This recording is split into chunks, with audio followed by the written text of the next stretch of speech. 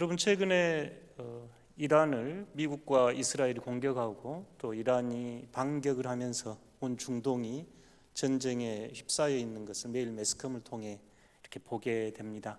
여러분은 그 전쟁 어떻게 바라보고 또 어떻게 응답하고 계신가요? 바라보고 응답하는 그 자체가 바로 자기 모습이고 자기 정체성입니다. 어떤 이들은 정치인의 시선으로 그 전쟁을 바라봅니다. 자국을 보호하고 잠재적인 위협으로부터 국가의 안전을 위하여 위협을 제거하기 위한 명분을 가지고 전쟁을 벌입니다. 그 나라의 민주주의 회복이라든지 그런 대응 명분도 정치인들의 주장에서 들을 수 있습니다. 또 어떤 이들은 이데올로기적 시선으로 전쟁을 바라봅니다. 상대를 거짓 또는 악의 세력이라고 규정하고 그들에 맞서 진리와 대의를 수호하기 위한 거룩한 투쟁이라고 이야기를 합니다. 정치적 이념, 극단적 민족주의, 종교적 근본주의 등 자신이 믿는 가치를 최우선적으로 절대화하면서 이 전쟁을 거룩한 전쟁, 성전이라고 선포하면서 전쟁을 합니다. 더러는 또 경제인의 시선으로 이 전쟁을 바라봅니다. 일상을 살아가는 이들은 물가에 미치는 영향을 걱정하기도 하고 유가나 또 국제 무역 질서 등에 대해 염려의 시선으로 바라보기도 하지요. 지난 2006년경 화씨 9.11 마이클 무어 감독이 한 다큐멘터리를 통해서 전쟁이 일어나면 한쪽에서 피를 흘리고 고통당하는 이들이 있는가 하면 한쪽에서는 막대한 부를 축적하고 있다고 다큐멘터리로 보고한 적이 있습니다. 전쟁과 군수산업자들이 결탁을 맺고 있는 현실을 비판한 이야기이기도 했죠. 최근에 트럼프의 두 아들들이 드론 산업이나 AI 산업에 투자하고 있다는 이야기, 그 증거가 될 겁니다. 제가 만약 고고학을 공부한 역사학자라면 미사일의 수많은 폭격에 사라져가는 문화유산의 파괴가 너무너무 가슴 아플 것 같습니다. 인류가 수천 년간 간직했던 문화유산들이 미사일에 의해 한순간에 사라지기 때문입니다. 생태가의 눈으로 전쟁을 바라보아도 가슴 아픕니다. 오늘 본문이 포도나무와 가지는 예수님과 우리의 관계가 이렇게 친밀하게 뗄래야 뗄 수 없는 관계임을, 유기적인 관계임을 보여주는데, 전쟁으로 인한 폭격으로 그 지역에 사람만 아프고 사람만 죽겠는가요? 그 지역에 사는 수많은 동식물들, 강은 오염되고 대기는 오염될 겁니다. 토양은 또 수년 동안 생명을 꽃피우지 못하겠죠. 생태계가 파괴됩니다. 전쟁은 인간만 고통을 겪는 것이 아니라 온 지구 생명체가 함께 고통을 겪는 일입니다. 어떤 이들은 또 무관심할 겁니다. 나와 상관없는 먼 나라 이야기이죠. 오히려 나의 일상, 나의 안위, 그리고 나의 삶이 더 중요하기에 폭격, 난민 행렬, 쏟아지는 뉴스는 그냥 하나의 뉴스일 뿐입니다.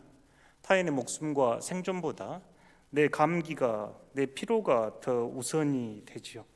전쟁은 공감이나 개입할 필요가 없다고 느껴지고 복잡한 일로 생각되기에 무관심하고 반응을 보이지 않습니다.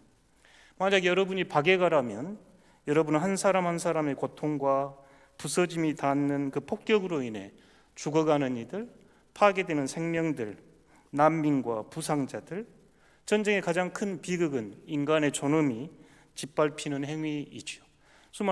수많은 목숨이 폭격으로 죽임을 당하는 이 현실을 아파하면서 애통함을 느낄 것입니다. 어떤 이들은 전쟁을 자신의 탐욕을 채울 기회로, 자신의 정치적인 욕망을 채우기 위한 시련으로, 또 어떤 이들은 자신의 정치적인 동의를 얻기 위한 방식이든 전혀 다른 관점으로 여러 가지로 저희가 전쟁을 바라볼 수 있습니다. 어떤 눈으로 바라보든지 그게 여러분의 정체성이고 또 여러분의 삶의 모습입니다. 여러분은 이 전쟁을 어떻게 바라보고 계신가요? 특별히 오늘은 그리스도인으로 여쭤보고 싶습니다.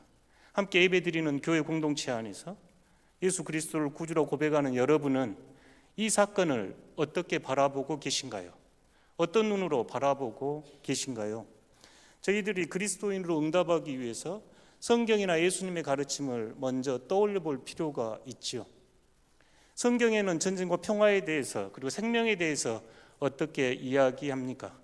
성경의 단호한 선언은 생명은 하나님의 것입니다.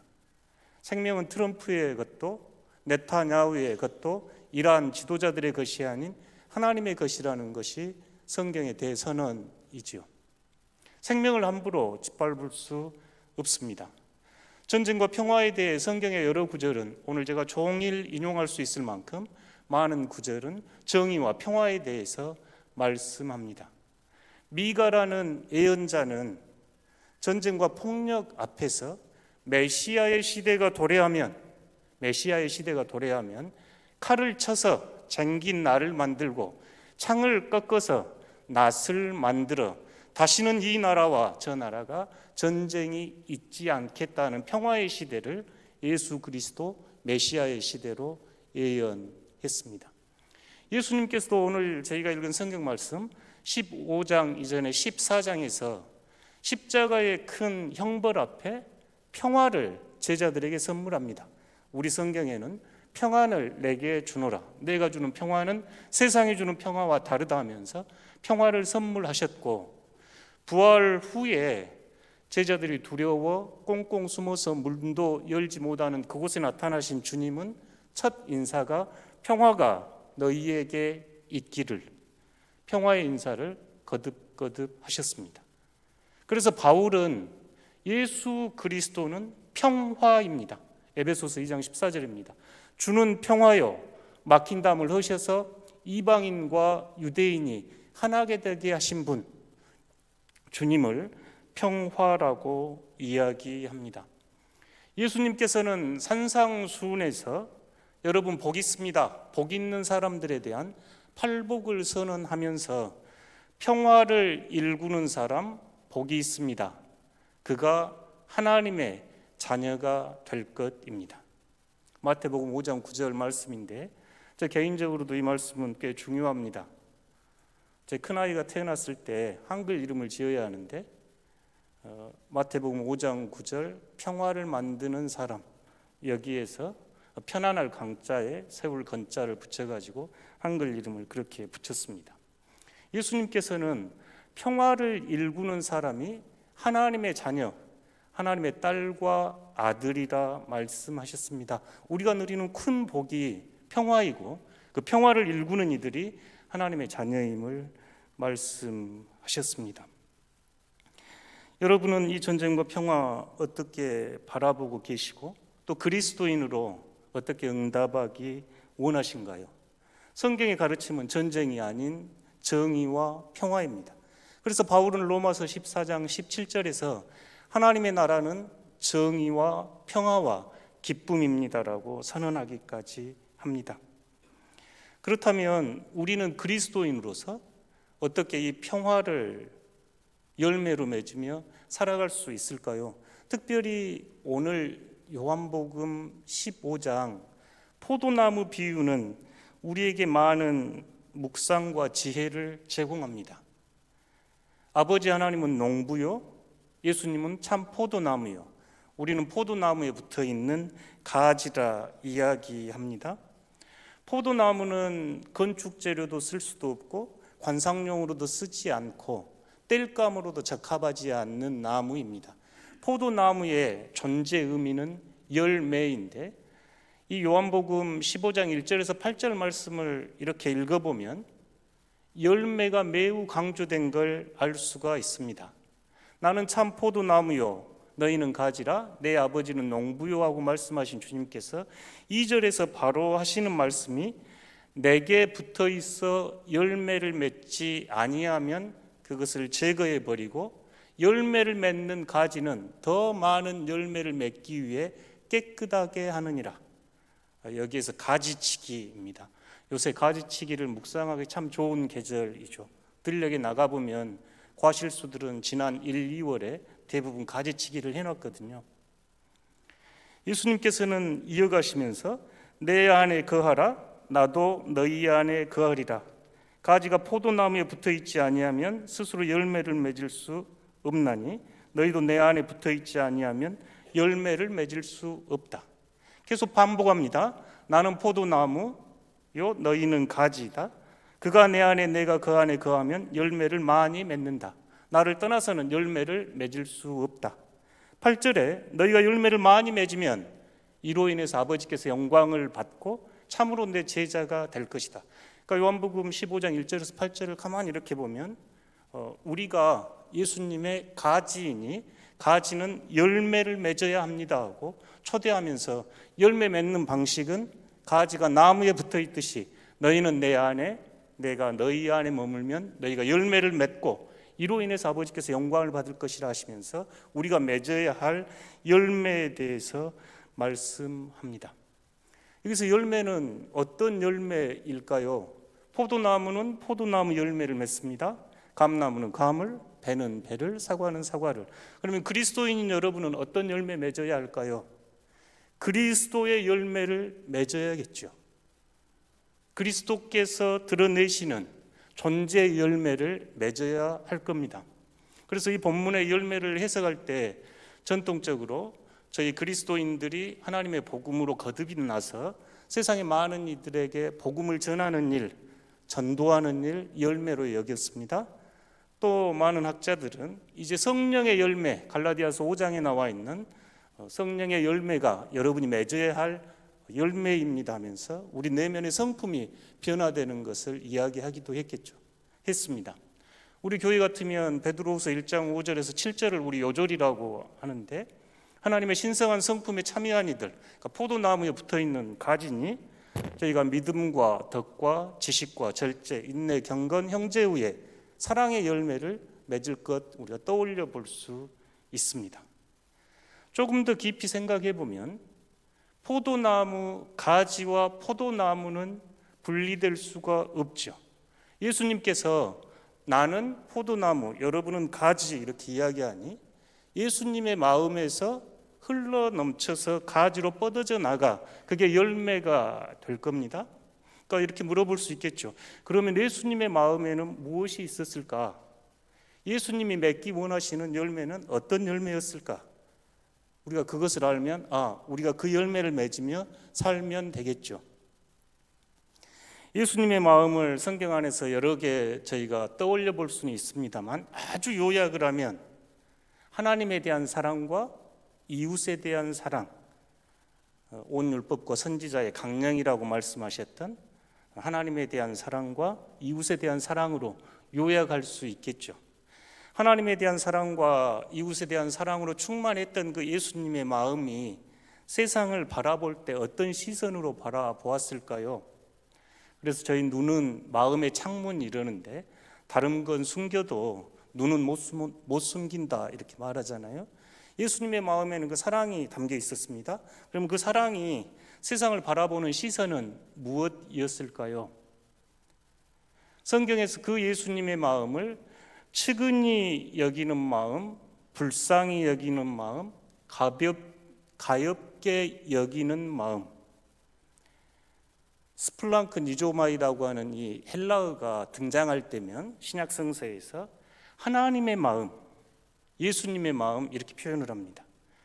무리들이 저 광야를 목자 잃은 양떼처럼 헤맬 때 예수님은 그들을 보면서 매우 불쌍히 여겼습니다.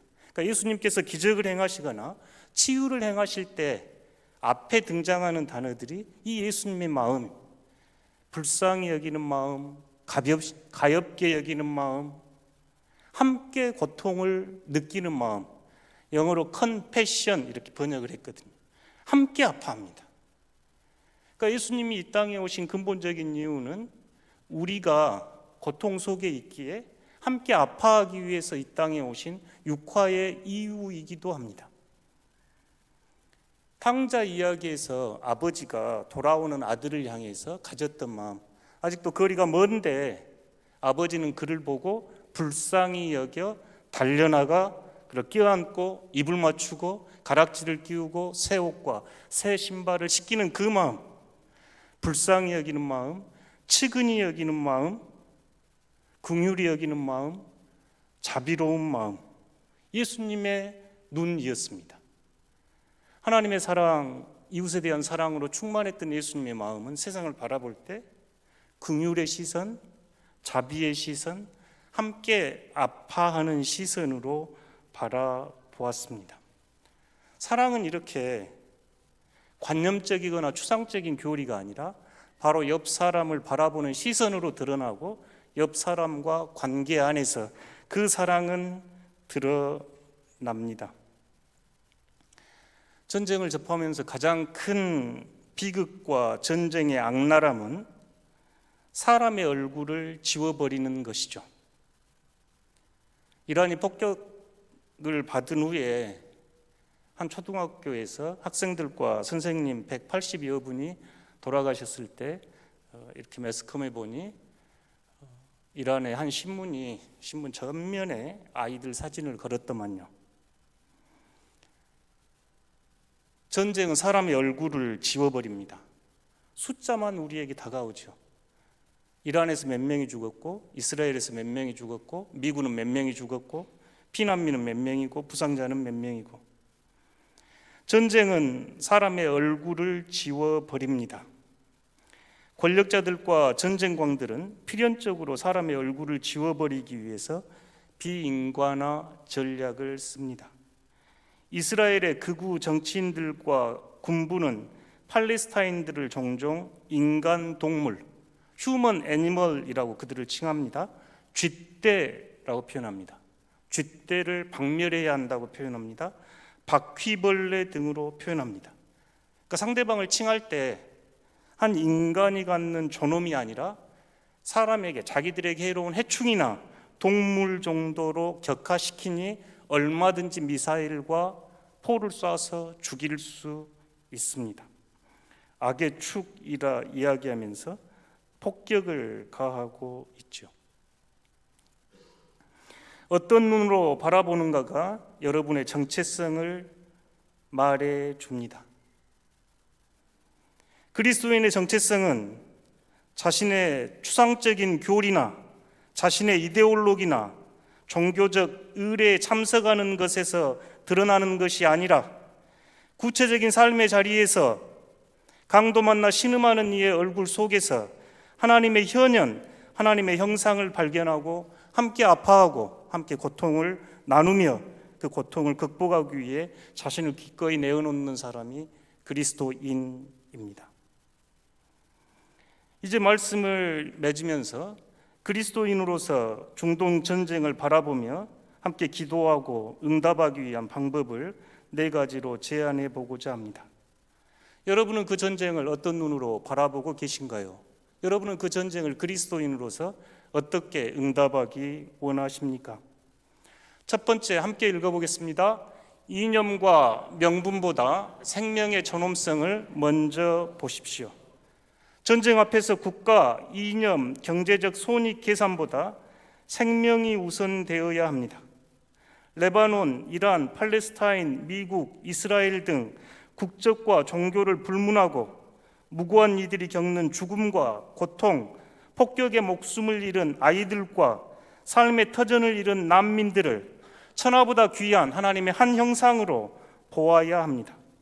무고한 이들의 피 흘림을 하나님께서는 슬퍼하십니다. 예수 그리스도의 마음은 긍휼히 여기는 마음, 함께 아파하는 마음입니다. 그러니 저희가 함께 아파하는 마음으로 기도해야 합니다. 두 번째, 함께 읽겠습니다. 두려움을 조장하는 왜곡된 종말론에 귀 기울이지 마십시오. 정말 이 중동 지역의 전쟁이 일어나면 종종 에스겔서나 요한계시록 성경의 일부를 인용해서 이 세대가 끝났다고 하는 세기말 징조나 아마겟돈 전쟁 운운하는 이들이 있습니다. 이런 극단적 해석에 미혹되지 말아야 합니다. 성경이 말하는 종말은 공포를 조장하고자 했던 것은 아닙니다. 오히려 혼란스럽고 두렵고 불안한 세상 속에서 하나님이 계시고 하나님의 정의로운 심판이 있으니 하나님을 믿고 신뢰하라는 초대였습니다. 왜곡된 종말론에 귀를 기울이지 맙시다. 세 번째 함께 읽어보겠습니다. 분별력을 가지고 평화의 자리에 서십시오. 우리는 역사적, 정치적 현실을 객관적으로 바라볼 필요가 있습니다. 지금 이란은 성경에 등장하는 바사, 페르시아입니다. 그 옛날 선지자들은 바사의 고레스 왕, 페르시아의 고레스 왕을 오실 메시아의 예표로 보았습니다. 그렇다고 해서 그 바사, 페르시아, 이란이 오늘의 이란은 아닙니다. 똑같이 성경 속 이스라엘이 1948년 팔레스타인을 쫓아내고 세운 현재의 이스라엘이 아닙니다. 성경에 나오는 이스라엘과 현재의 이스라엘을 동일시시켜서 이스라엘이 쏘아올린 무자비한 군사작전이 마치 하나님의 뜻이라 옹호해서는 안 됩니다. 특정한 국가, 경제적 이익, 이데올로기의 포로가 되어서는 안 됩니다. 주님께서는 십자가에서 그 평화를 이루셨기 때문입니다. 네 번째 함께 읽겠습니다. 평화를 일구는 사람으로 열매를 맺으십시오. 그리스도인은 다른 나라의 전쟁과 폭력을 단순한 뉴스거리로 소비하는 구경꾼이 아닙니다. 우리는 전쟁과 폭력이 멈추고 적대감의 악순환이 멈추고 각국이 무력이 아닌 평화적 해결을 할 수 있도록 행동하고 연대하고 기도해야 합니다. 내 삶의 자리에서 탐욕과 이념의 포로가 되어 있는지 성찰하며 내 곁에서 누군가의 얼굴이 지워지지 않도록 타인의 얼굴 안에서 하나님의 현현을 발견하고 함께 아파하고 고통을 누리며 그를 돌보고 참여할 때 저희는 참된 그리스도인이라 할 수 있습니다. 사랑하는 성도 여러분, 여러분은 지금 어떤 시선으로 세상을 바라보고 있고 어떤 눈으로 전쟁을 바라보고 계신가요? 예수님이 아파하는 마음, 긍휼히 여기는 마음, 함께 애통해야 하는 마음으로 그 전쟁을 바라보고 계신가요?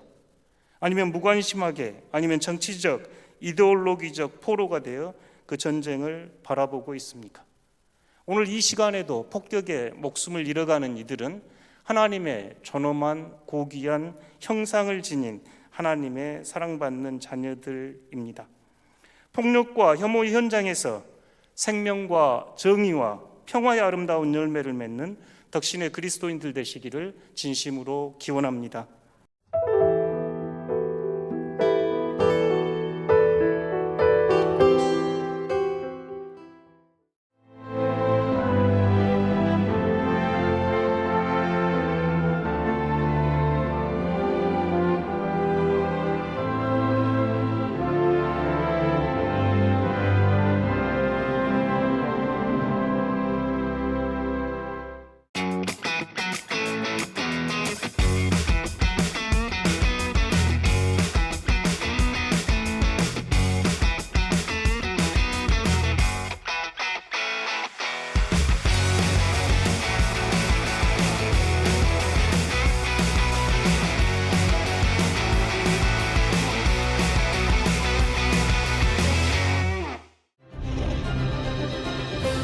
기회는 준비된 도시를 선택합니다. 대지엔 바이오, 반도체, 도심엔 문화, 하늘엔 우주. 대한민국 미래 산업의 새로운 가능성을 열어가는 곳. 격이 다른 도시, 순천입니다.